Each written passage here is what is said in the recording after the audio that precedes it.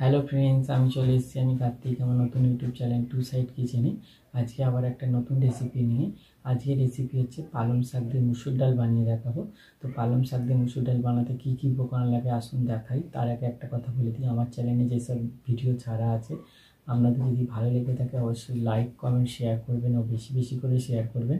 আপনি যদি আমার চ্যানেলে নতুন হয়ে থাকেন প্লিজ সাবস্ক্রাইব করে দেবেন আর নিচে বেল নোটিফিকেশনটা অলি করে দেবেন যাতে আমার ভিডিও আপনাদের কাছে আগে পৌঁছে যায়। তাহলে চলুন পালং শাক দিয়ে মুসুর ডালের রেসিপি বানাতে কী কী উপকরণ লাগে আসুন দেখা।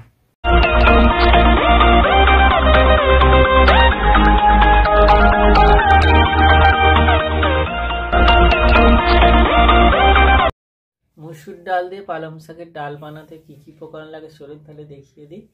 এখানে আমি ডাল নিয়ে নিয়েছি, পরিমাণ মতো ধুয়ে নিয়েছি ভালো করে ডালটা।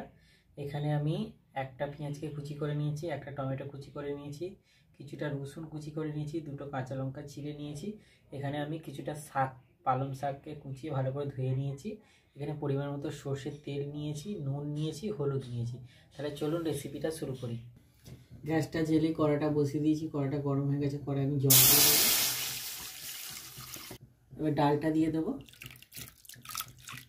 ডালটা একটু সেদ্ধ করে নেবো, তারপরে আমি পালং শাকটা দেবো। ডালটা অনেকটা সেদ্ধ হয়ে গেছে, এবার আমি এর মধ্যে শাকটা দিয়ে দেবো, পালং শাকটা। শাকটা দিয়ে একটু নেড়ে চেড়ে নিয়েছি আর 10-15 মিনিট ভালো করে সেদ্ধ করব শাকটা। ডালটা সেদ্ধ হয়ে গেছে, এবার ডালটা আমি নামিয়ে নেবো, নিয়ে সাঁতলে নেবো। এবার কড়াটা বসিয়ে দিয়েছি, কড়ার মধ্যে অল্প সর্ষের তেল দিয়ে দেবো।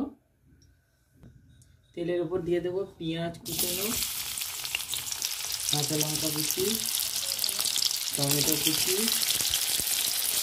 রসুন কুচি ভেজে নেব লাল লাল করে একটু।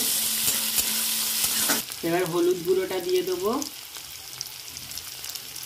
এবার নুনটা দিয়ে দেবো।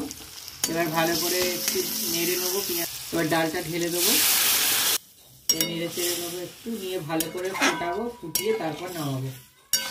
আমার মুসুর ডাল দিয়ে পালং শাকের রেসিপিটা হয়ে গেছে, এটা আবার নামিয়ে নেবো। আমার মুসুর ডাল দিয়ে পালং শাকের রেসিপিটা রেডি হয়ে গেছে।